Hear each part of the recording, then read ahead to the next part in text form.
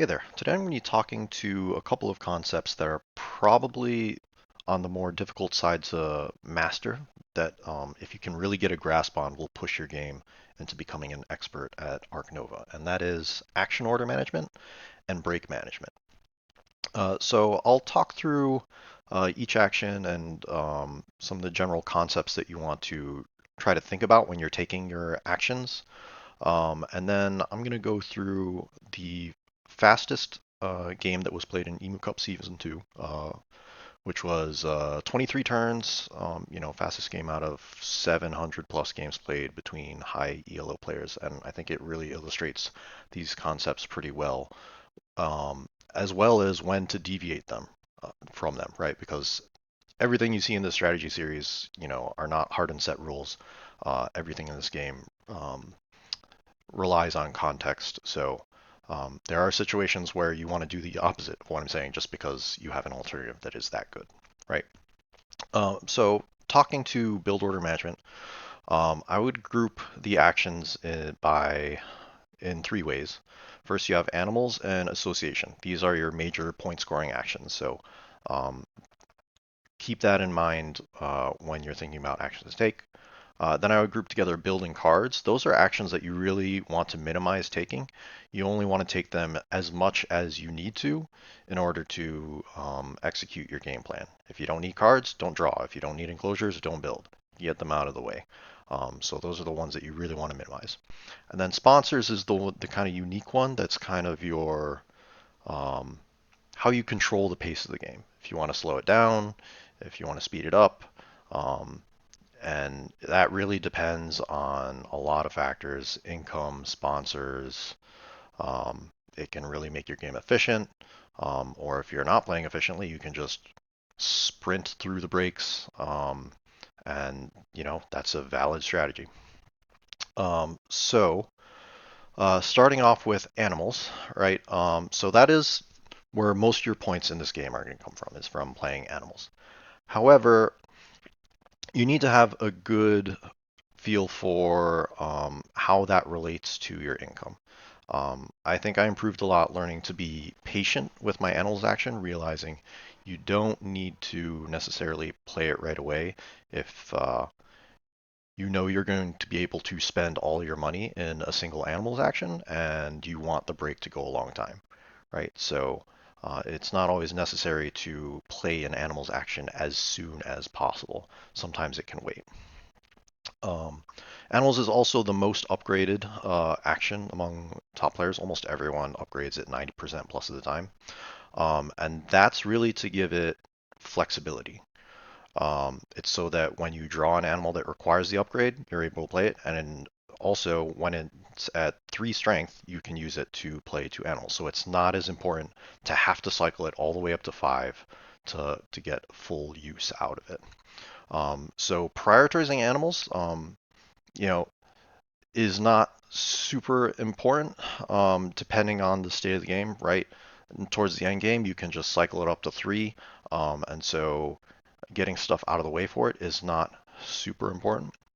And then early game, usually you just don't have enough money to make full use of it. So usually it can wait. So in the early game, it's often a decent target to be clevered or X-back if you just don't have the money to support using it constantly. So the other major point scoring action you have is association. And I would say that action is the most important out of the 5 that you constantly want to be cycling up. Even when it's not scoring points, because you're grabbing a partner zoo or a university, it's doing other useful things for you. Reputation, science tag, hand size give a lot of flexibility in things you can do. Partner zoos give you discounts and often contribute towards doing projects, which eventually does score you points, right? So it's pretty much always a useful action every time you take it. So often throughout the course of the game, when you're deciding an action to take, one of the things you want to look at is that action above association, so that you can continue to cycle association up. And when you're in a position to clever something, is the thing you're clevering above association. That's usually one of the more important things to look at, because getting in a lot of association actions is going to help you get towards the end of the game, doing multiple big projects scores a lot of points, gets a lot of rewards, and then getting upgrades just generally makes everything more efficient. So um, almost every association action you can take is going to be effective. You know, every other action, has the potential to be fairly useless in the right circumstances, but it's hard to find a bad association action. Right, so that's going to be the king of action order management, I think, is just cycling that association back and forth as much as you can. And then we've got cards. It's pretty straightforward. The little wrinkle to it is managing how that affects the break timing, right? So before you take a card's action, think about the rest of the things you need to be doing in that round, and does that break too? Then put your opponents in range to be able to break, before you use the cards in your hand, before you play animals, use your workers, whatever. Right? So sometimes you may want to delay a card's action if you need to do other things before the break happens. Um, but otherwise, like I said before, if you're getting close to the end game and you already have everything in your hand that you need to end the game, stop doing cards actions. You don't It's just wasting time for you, and that's going to lose you games if you take cards actions when you don't need to be. Same thing with build, right? You only want to build as much as you need enclosures to be able to play animals. Um, if you have everything you need to play all the animals you're going to be playing in the next round or two, that's a great time to exit back, hit it with a clever, right? Um, but at the same time, if it's in the early game and you're just happen to be floating money, like you're only planning on playing a couple of cheap animals, you've got the enclosures for them, and you've got just an extra 10 money lying around, it can be a good idea to, drop a 5 size. Even if you don't have a large animal that's going into it right now, drop a 5 size, put it next to 2 water spaces and a rock. That way it can play pretty much any animal in the game. And then when you get to the late game, and the fourth or fifth break is happening, you don't need to take a build action because you've already got that enclosure ready to go to play that high value animal that's going to close out the game for you. And that just shaves off a turn at the end of the game, which can have a huge impact. Um, right, but again, build probably the most common that you're going to clever and X back, especially if you pick up the 2 size enclosure reward, right? That's over the course of the game should give you plenty of enclosures to play all the small animals you want, and then you just need to take a couple of large build actions to play your big point animals to get you over the finish line. So you shouldn't have to take a lot of build actions to get to 100 points, and that's often a goal, is to take as few build actions as possible. And then lastly, sponsors action, that's kind of the unique one, right? The great thing about sponsors is there's a lot of sponsors that can score you a lot of points, and it's all free. You don't need money. You just need a sponsors action to do it. The issue with that is it does not push the break. So, when I was talking about animals, talking about association, those require money. They require workers. Even build requires workers or money, right? So if you don't have money and workers, maybe it's better to push the break instead of playing that sponsor, right? So that's again where patience can come into play, right? For example, if you've got a penguin flu you want to get out, but if you're not going to be playing a bird immediately, do you really need to play it right now? Those are the kind of questions you got to ask yourself. Sometimes it's better to just get into the next break so you can re-enable your animals in association action to start doing useful things again. So talking about the sponsors action, that kind of covers a little bit of break management. But I think some of those concepts will become more clear as I start stepping into a review of this game. So this is a game I played in Emu Cup Season 2 against Ducey. Ended up being a very fast game, so let's see how it went. So Asia Predators Australia are the projects. I've already got 3 Australia tags in hand, so that's a nice start to um, have a plan for one big project. That's great. Um, Science Institute is a playable sponsor, but I see no reason on the board that's going to do anything for us right now, so I see no reason to take that over other things. Rhino is kind of interesting. It could give us another big project in species diversity, which can be pretty easy to hit, right? Already have 3 different animals here. But I think I'd rather speculate on a quick Asia 2 project, if going back to my early game goals. Getting 2 CP for 2 Asia tags is much better than 3 CP for 4 tags. So I am second player in this situation, so it's likely my opponent will have priority to get that over me, but I think it's worth speculating in case they don't take an Asia Partner Zoo. That becomes an option for us, so we can do that as an early project, and then we've got Australia 4 or 5 as a long-term big project. So those would be my 4 keeps there. Um, so those are indeed what I keep. So with starting action order, right, with me saying that association is the king of actions that I want to cycle, usually the last thing I want to see is association starting at 2, because then it just takes a long time to cycle back up to 5 before the first break happens, especially if you want to grab a university. Um, and we know that the first break is probably going to be a short round because we don't have a playable sponsor, right? We don't want sponsors just sitting at 5 doing nothing for a long time. So um, you want to prioritize, use that association action as soon as possible, right? So in this case, if my opponent doesn't take Asia Partner Zoo, I would take that. If they do take it, then I'll probably just take the Australia Partner Zoo because I know I'm going to want that and I want to use this right away so I can cycle it up before I do a cards action and a break 5, which is getting pretty close to ending the round. Um, So on the row, Sun Bear is pretty interesting, great animal to have to save you a turn. Bird breeding also very interesting to me. Uh, with the Pelican, that could be another option for an early project if my opponent grabs Asia. Adventure Playground can be pretty nice, but might be slightly awkward to grab if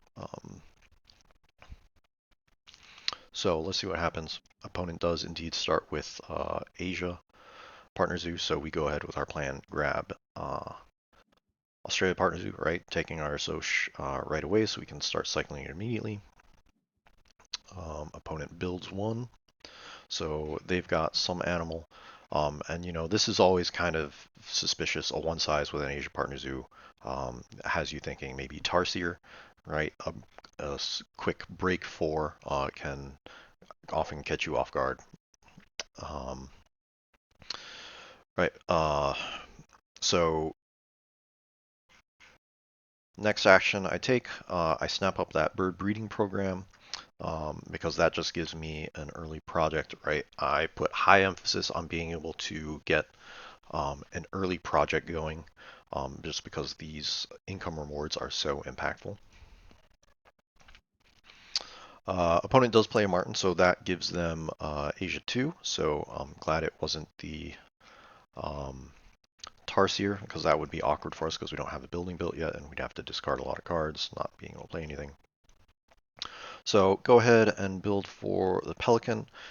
This map is a little bit awkward for finding a first build touching double water. I didn't really want to draw a card here, but you know, there's limited options for where a 4 size touching double water can go. Predator breeding is kind of interesting. That makes the Sun Bear a lot more interesting, but I figure opponent is probably going to grab it. And opponent goes ahead and breaks 5 here too. So we don't want to break because we haven't played an animal yet. We would be discarding a lot of cards that we want to keep. It definitely does a lot for us to build first, or no, play a Pelican first, right? That does a lot for our income, right? Our opponent's income is not amazing, but they also are not in a position to improve that at the moment. So we can just build a Pelican and break if our opponent doesn't. So Pelican goes down, increases our income from 6 to 10, right? Those first couple of appeal are so important. and get ourselves a two size, which again with Park Restaurant helps our income even more. So saves us a lot of money doing that before the break happens. That's why, um, you know, build, play an animal, use your worker, high priorities in the first break. Our opponent does go ahead and snaps up the Sun Bear. So that's something you want to remember for the late game. They have that as a quick animal to play.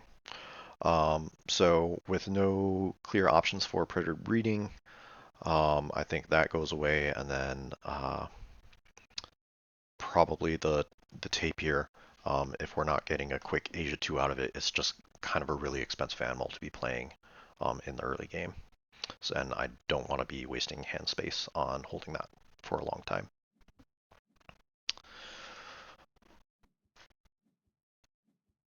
All right, so as you see, a very fast round one, and even though we took association as our very first action, it's not even all the way back up to 5.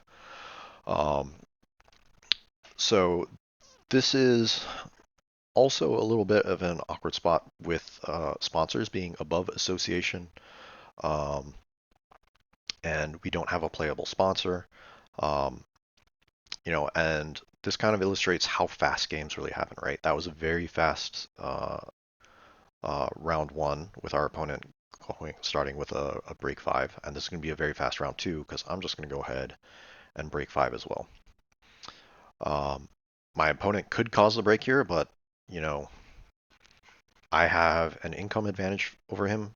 It would break away both of our workers, so I think that more so benefits me than it benefits him, right? So I'm not worried about my opponent breaking.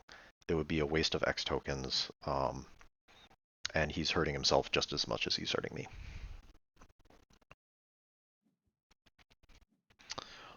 It is interesting that they go and build before they do their association action. I don't quite agree with that. Um, so I do go ahead and do my project. Knowing that I already broke 5, we know this is going to be a quick round. I like a 2 size reward here, no, with having two sizes already in my hand. I don't see a reason to grab worker. Seeing that this is going to be a fast round, I'm not going to have time to use a second worker, so just go straight for an upgrade. And sponsors often if is something that I'll default to. That's just a play style preference. I find that sponsors is just always useful, whether you use it to play more sponsors or you use it to break and get more money. Um, I feel that's always a positive.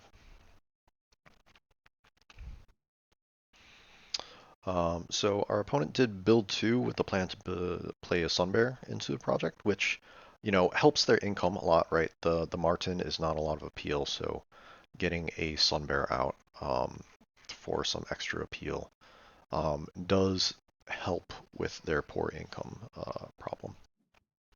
So that gets them on par with our income. And then they upgrade a Soch. That's a um, seeing how fast the game is moving. That's usually an indicator that a lot of breaks happening means you're going to be collecting a lot of income, oftentimes faster than you can build and spend it. And an upgraded association gives you an option to spend excess money that is happening due to fast breaks, right? With those donations. I think this is a good time to play a platypus. One to venom him, to make it a little annoying, um, and also to get a card out of my hand so that when I draw and get 2 cards, I don't have to discard anything, right? So that's a little bit of action order management. I don't have a science tag, so the Taipan's not playable, so I am not worried about getting this to 5 and then playing 2 animals. I just don't see where that science tag is coming from right now. But it would be good to take a card's action and be able to keep 2 cards from it rather than having to discard one. So that's why I do animals first there. And opponent goes and breaks 5 again. So, looks like they don't have any sponsors worth playing, and we're just pushing a fast game here.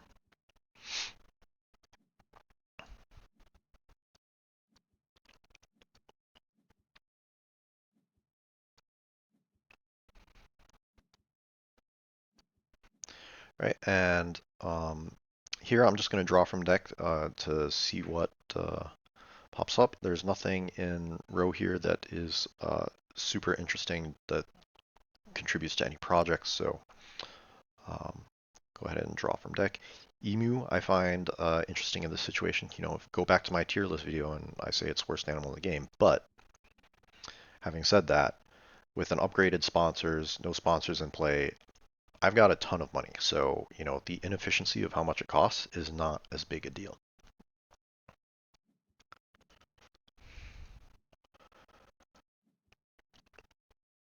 The issue I do have, though, is that where am I going to put 5 size for it, right? I have an upgraded build, so this spot doesn't work.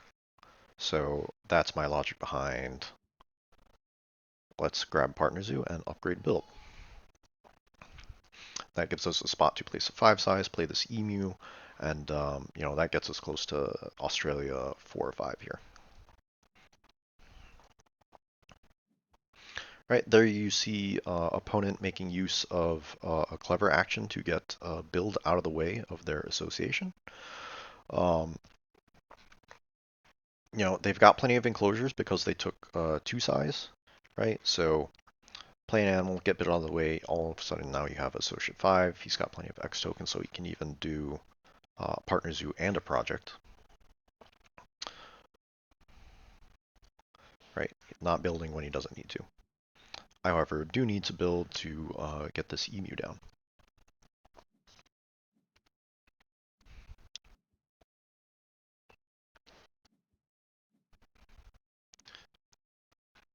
All right, so they spend X tokens to take a worker and get a partner zoo with that extra worker and that extra X tokens. So, upgraded association, not only great for spending money, but also excess X tokens if you find a way to get extra X tokens.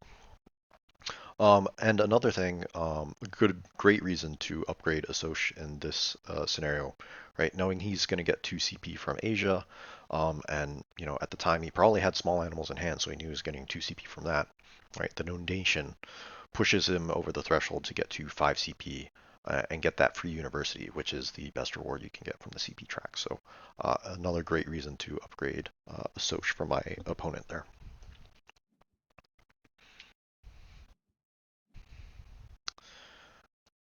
Right, and here, I can't afford to play the Emu.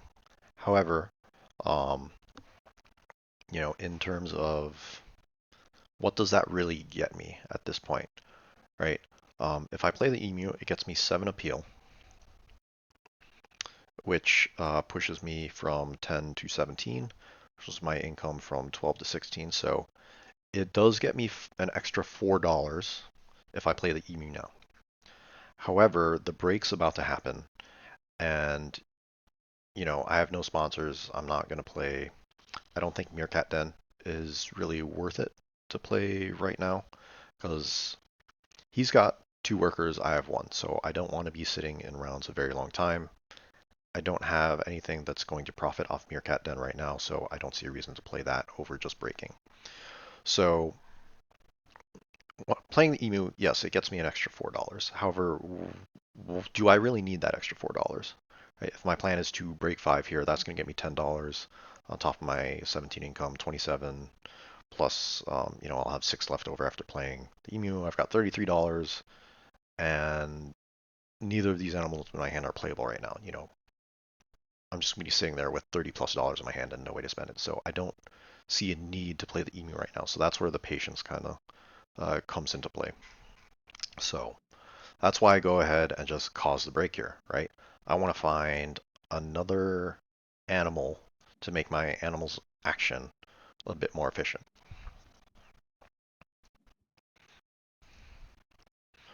So I go ahead and draw from deck, see if I can find something. Aquarium, good sponsor, doesn't look like it does a whole lot right now. Um, well, actually, um, I'll talk about it in a moment why I think Aquarium is a great draw here. after you see my next draw. Right, so I take my card's action before my animals. It's because I want to, right, like I said, these other two animals aren't playable. I want to find something else playable to go with this animal's action. I have three two-size enclosures. I think I've talked about in a previous video, like something like 30% of the deck is um, small animals. So you've got a good shot at drawing something playable, um, just randomly off the top of the deck. And Bird of Paradise is perfect. That gets me to Australia 5, and amazingly, um, combos with the Penguin Pool. Right? Opponents drawing from deck, seeing what they can get. And here's where I start to break the rules I was talking about, or guidance I was talking about a bit earlier about, constantly cycle association. Right? So here I go ahead and build first. I do have the enclosures I need, but the build action goes and covers marketing. So that's one way to spend down this huge excess of money I've got. Um, it gets a nice spot for the aquarium, wrapping around the rock here. So, I definitely want to play this penguin pool before I play Bird of Paradise Emu. That's 6 appeal from a sponsor. It was a uh, pretty good deal. And then it also gets an extra 2 appeal if I play the aquarium before it. But that's a couple of actions that I'm taking um, below association, which is not great. Um, However, I know I'm only on one worker, so I'm really seeing that basically considering that I am sacrificing a association action this round and saying it's okay because I'm doing something that is uh, absolutely worth skipping an association action. Something that is better than association action, which is an aquarium, which is already going to hit its endgame, right? It's going to get 6 appeal from itself in the penguin pool, and with the pelican already having been played, it's going to hit that endgame. So that's a 9-point sponsor right there. Penguin Pool, that's a 6-point sponsor with these two birds coming up, and not that far away from hitting its end game. On top of the fact knowing that the Emu is going to get me an aviary, which is going to cover 5 spots, Aquarium covers 4 spots, Penguin Pool covers 4 spots. You know, Map fill is looking very realistic as well. An extra 7 points that's going to be looking fairly easy to get right here. So, a build 3 action is not something you want to be doing often, but I find in this scenario, it's a way to get 2 sponsors down real quick. It does collect a couple of X tokens and works our way towards a map fill. So, you know, even though I said build action is what you want to take as little as possible, so taking at strength 3 is counterintuitive. The context of the situation makes it good in this regard. So opponent plays Caracol, so they're getting pretty close to Predators 5 here, and it has Devil, so yep, they've got Predators 5 going. So strong plays from my opponent. So now I go ahead and again take an action under association, the Penguin Pool, right? Just because it's getting so much value between the aquarium and the birds, um, and the potential map fill. It's just too hard to pass up here. Right, opponent gets their Predators 5, so they have rushed up the conservation track, um,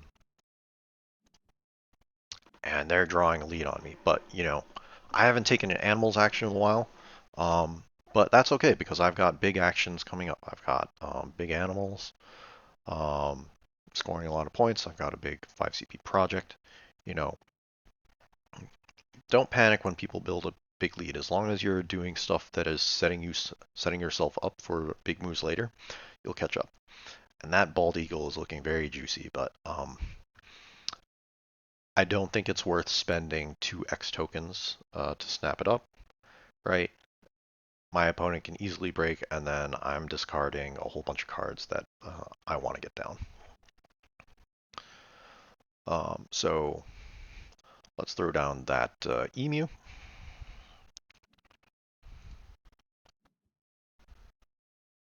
And Bird of Paradise. That's a ton of points, and we're nearly caught up with the big lead our opponent has just built. And we spent down that excess of money that we had built up here. Our opponent goes ahead and breaks. They do have snapping, and they absolutely have to take this bald eagle because that is the perfect card for us between the aquarium, the penguin pool, and already having an aviary.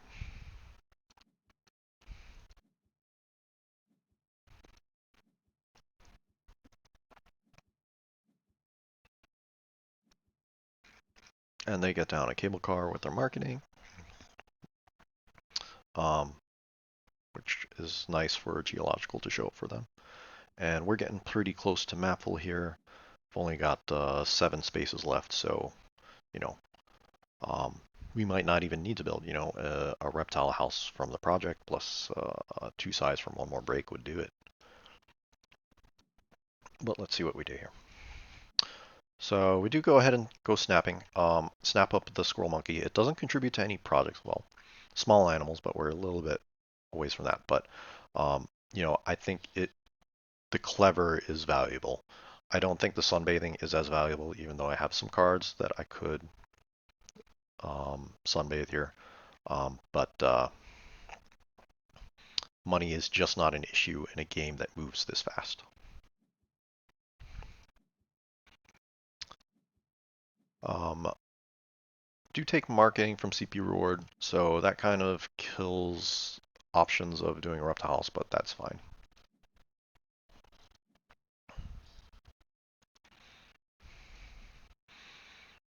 Siberian tiger would be great, but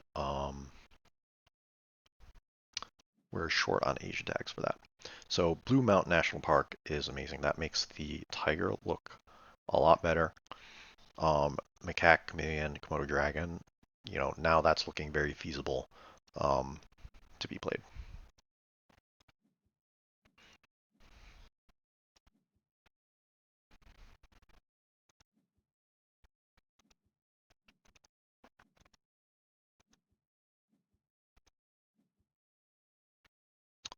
So opponent gets down bald eagle, um, which works out nicely for them on immediately getting an aviary to free up the enclosure for something else. I go ahead and take a build action to set up that map fill on the break. Sponsor, clever sponsors out of the way, right? Because my opponent's out of money here, and I still have $30, so I still have uh, productive things to be doing.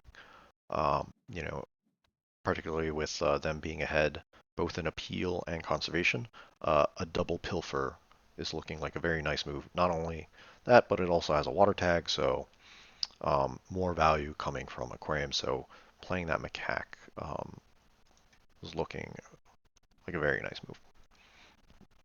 And I don't think my opponent has on their radar the need to deny Siberian tiger with me not having enclosure space for it. Because they don't know I have a release for the emu.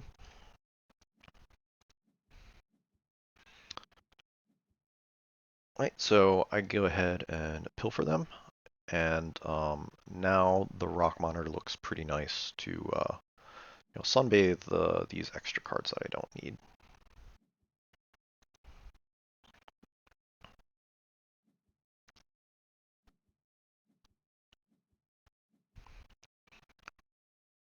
Right. See, and my opponent is pressured to break here because they're out of money. They need to take income again to start doing useful things. So they take Sloth Bear and Geological. Right, again, Siberian Tiger is going to be amazing for us here, but it's not on our opponent's radar that they need to deny it. Map fill has us caught back up in score. And now it works out nicely that there is a draw card spot on HCP so that when we do this release and we've triggered the alarm that our opponent needs to get rid of the Siberian tiger, it is too late because we're immediately going to draw it up. And we upgrade animals here, right? Now this gives us the flexibility to play um, 2 animals from a lower strength, right? We don't have enough X tokens to be doing um, animals all the way at 5, nor do we want to spend that many X tokens when we could be using it on other things that we need. So now we're getting into the end game. I go ahead and play guided school tours, I believe, because at this point is where you want to be doing the calculations to see, you know, do I have everything I need to um, cross at 100, right? So they get to leech Kookaburra release, which is really nice for them. So they are keeping right up with me.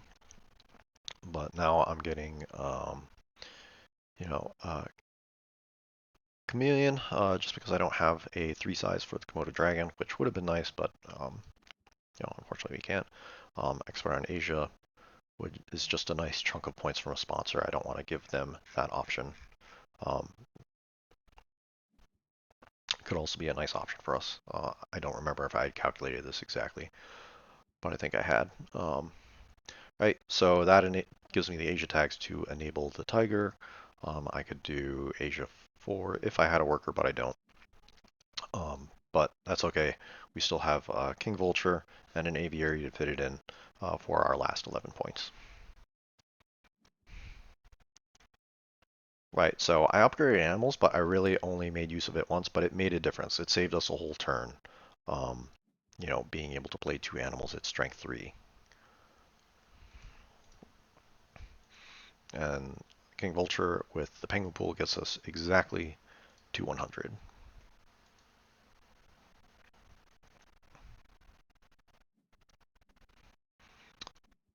And opponent closes out with a geological just for 2. Didn't find any other rock tags because we pilfered away the rock monitor.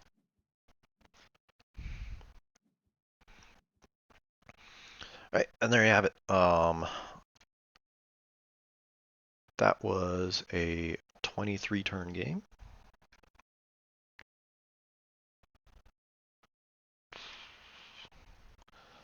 And, pretty close. Both players getting, 109 to 95. Both players really scoring a lot here. Yeah, so 23 turns, 5 breaks, and as you saw, a lot of those breaks just happening very fast. First round, second round, a lot of break 5s happening, just because lack of sponsors, right? If you play a lot of sponsors, you can get to 100 in fewer breaks.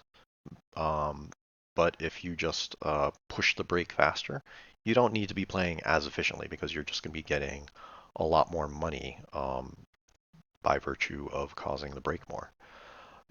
So efficiency money-wise isn't as important, but efficiency action-wise is more important when you're pushing the pace of the game that much faster. For example, not playing Emu, a single Emu with my animal's action. Holding out, causing the break, drawing, and looking for a second animal to play with that animal's action so that I can get those animals down in 1 action versus 2 actions. So that's the hard part about balancing this game. Like, do you want to play sponsors and play super efficient and get a lot of points for not spending a lot of money? Or do you want to just push the pace of the game, break a lot, and just brute force your way with inefficient animals like Emu? And it works, either way. So you need to have that flexibility and, manage your actions. Um, and lean towards playing efficiently money wise or efficiently action wise, depending on how the game is going. So um, there you have it.